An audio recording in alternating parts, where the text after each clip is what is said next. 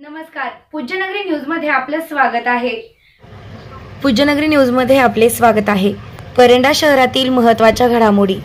पैगंबरांविषयी अपशब्द करून जातीय तेढ निर्माण करणाऱ्या रामगिरी महाराजांवर गुन्हा दाखल करा, मुस्लिम समाजाची मागणी।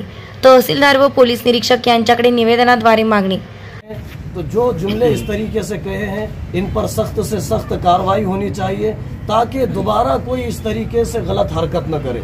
के अंदर एक नया कायदा उसके लिए बनना चाहिए। लेकिन आज हम इस वास्ते आए कि हम तमाम मुसलमान भाइयों की तरफ से गुजारिश लेकर आए कि उसके नाम पे अभी FIR फटना चाहिए सर, और उसका गुनाह दाखिल हमारे यहाँ पर करना चाहिए ताकि हम लोग को तस्वीर यहाँ से हम जाएंगे। महालक्ष्मी कन्स्ट्रक्शन विना रॅम्प 50 फूट विहीर व शेततळ्याचे खोदकाम योग्य दरात करून मिळेल।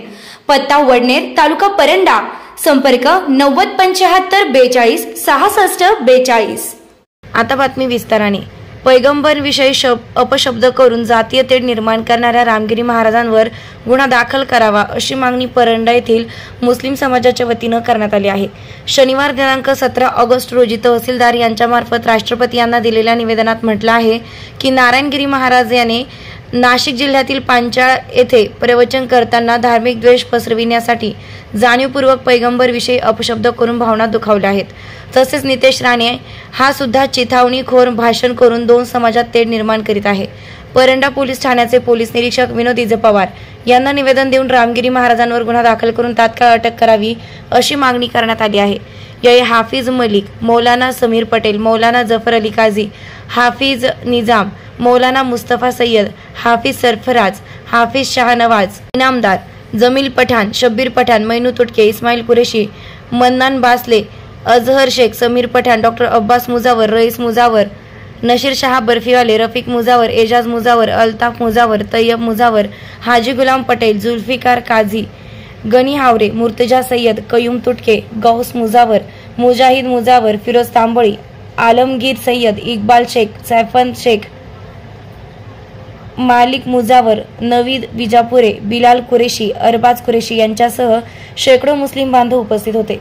हमारे नबी की रहमत की बरकत से पूरी दुनिया को उसकी रहमत का हिस्सा मिलता है। उसके बोलने से हमारे नबी की इज्जत में कमी नहीं आएगी। ये उनकी फितरत बता रहे हैं, लेकिन ऐसी फितरत की वजह से सर आपको बताना चाहते हैं कि इंसान और जानवर में कई चीजें कॉमन होती हैं और कई चीजें जो है वो डिफरेंट होती हैं। जो कॉमन है इंसान में जानवर में वो जज्बात हैं, और जो इंसान और जानवर के अंदर डिफरेंट है वो उसका नॉलेज और उसकी अकल है। तो इंसान में और जानवर में दो चीजें अलग अलग हैं। जो जज्बा इंसान जानवर के अंदर होता है, जज्बा इंसान में भी है। एक कुत्ते को अगर छू करेंगे, चोर के सामने कुत्ता पकड़ता, उसी कुत्ते को अगर अच्छी आदमी को छू करे उसकी पकड़ता उन्हें, क्योंकि उसके पास जज्बा है लेकिन दिमाग नहीं है, अकल नहीं है। तो जज्बा इंसान के अंदर भी है सर। तो ये चीजें अगर बार बार होती रहेंगी तो इंसान का जज्बा मजरू होगा। फिर एक इंसान जिसके अंदर जज्बा है, फिर उसका जो नॉलेज है, उसका जो ज्ञान है, जज्बा उसके ऊपर भारी हो गया तो फिर उसका जानवरपना बाहर आ जाता। तो उसके अंदर के जानवरपने को बाहर लाने पे मजबूर कर रहे जैसी हालत हमको नजर आ रही। तो खुदा के वास्ते ऐसा मजबूर नहीं करना चाहिए। हम ये अर्ज लेके आए कि जिस बंदे ने ये कहा है कार्रवाई जो कुछ कायदे के हिसाब से उस पर होना चाहिए। और साथ में मैं तो ये गुजारिश करूंगा कि ऐसी विटंबना करने वाले लोगों के लिए एक नया बिल पारित होना चाहिए, इसके अंदर एक नया कायदा उसके लिए बनना चाहिए। लेकिन आज हम इस वास्ते आए कि हम तमाम मुसलमान भाइयों की तरफ से गुजारिश लेकर आए कि उसके नाम पे अभी FIR फटना चाहिए सर, कि हमारे नबी रसूल कायनात सल्लल्लाहु अलैहि वसल्लम की शान में जो महन्ने अशब्द कहे हैं, उसलिए यहाँ पर तमाम आशिकान मुस्तफ़ा और मुसलमान जमा हुए हैं। और अभी जो ये माहौल चल रहा है इलेक्शन का, इसके अंदर ये तमाम चीज़ें होती रहेगी। जैसा कि जिसको दूसरे मजहब के वोट चाहिए वो दूसरे मजहब पर कीचड़ उछालता रहेगा। इसी तरीके से आप देख रहे हैं ये आजकल पूरा दौर जो है तो मीडिया का दौर है। जिसको ऐसे महसूस हो रहा है कि हमें मुसलमान वोट नहीं करेंगे, वो लोग मुसलमानों के खिलाफ बोलने वाले, और जिसको ये लग रहा है कि मुसलमान हमें करेंगे वो भी खामोश हैं। आप देखेंगे दोनों, कोई अगर पार्टी मुसलमानों को टारगेट कर रही है तो दूसरी पार्टी खामोश है। तो इस तरीके से ये माहौल इस तरीके से चलते रहेंगे। मगर हमें क्या करना है, मुसलमानों को जितना हो सके उतना सही तरीके से खामोशी से निवेदन देना है। तो हमारे नबी ने फरमाया कि मैं एक आईने की तरह हूँ। मैं एक आईने की तरह हूँ। अगर जो ये कह रहा है मुझे खराब, तो वो सबसे बड़ा दुनिया का खराब है, और जो मुझे अच्छा कहेगा वो दुनिया का सबसे बड़ा अच्छा है। तो आज जिसने महंत होकर अगर उसने नबी को खराब किया है, मैं तो कहता हूँ उसका DNA करो, जरूर वो सबसे बड़ा हरामी निकलेगा। क्योंकि हमारे नबी ने कहा है जो जैसा कहेगा उसके अंदर वैसी ही फितरत होगी। तो इसलिए हमको डरने की ज़रूरत नहीं है या घबराने की ज़रूरत नहीं है। वो नबी के नाम को अल्लाह ने बुलंद किया है, किसी के कहने से या किसी के कुछ करने से नहीं होता। ये सब चीज़ें कैसी आप देख रहे हैं, ये सब सियासत है। जब महाराज ने कहा, फौरन जो हमारे मुख्यमंत्री है उन्होंने कहा कि महाराज के बाल को धक्का नहीं लगेगा। एक बात मुख्यमंत्री से भी हम ये कहेंगे कि कोई धक्का नहीं लगाएगा, क्या ज़रूरत नहीं है लगाने की। देखिए, जिसकी जैसी फितरत होती है, जिसके अंदर खराबी होती है, वो खराब बातें निकलती है। और आप देख रहे हैं, अगर कोई पार्टी मुसलमानों को टारगेट कर रही है तो दूसरी खामोश बैठ रही है। मुझे एक सज्जाद नोमानी की बात बड़ी अच्छी लगी। उन्होंने कहा कि कोई टारगेट करता है, कोई खामोश बैठता है, तो बेहतर यह है कि मुसलमानों के लिए हक में बोलने वाली कोई दूसरी पार्टी हो। तो ये चीज़ों की ज़रूरत है। आज आपने देखा होगा सब खामोश हैं, और मैं ये सब हर मजहब वालों को ये कहूँगा कि चाहे वो हिंदू हो, चाहे मुसलमान हो, चाहे कोई भी मजहब का आदमी हो, अगर कोई इस तरीके से मामला होता है तो बिल्कुल माहौल ख़राब न करे, क्योंकि ये साजिश अंग्रेज़ों की है। और आज जो लोगों की टेंडेंसी चल रही है पूरी अंग्रेज़ों की तरह चल रही है। अंग्रेज़ों ने कहा था कि हिंदुस्तान में अगर राज करना है तो आपस में मजहब के नाम पर लोगों को लड़ाओ। क्या कहा था अंग्रेज़ों ने? अगर राज करना है हिंदुस्तान में तो मुसलमानों को, दूसरे मजहब वालों को, हर मजहब वालों को आपस में लड़ाओ। इनके दीन के बारे में बुरा भला कहो, ये आपस में लड़ते रहेंगे, हम जो है तो हिंदुस्तान में राज करते रहेंगे।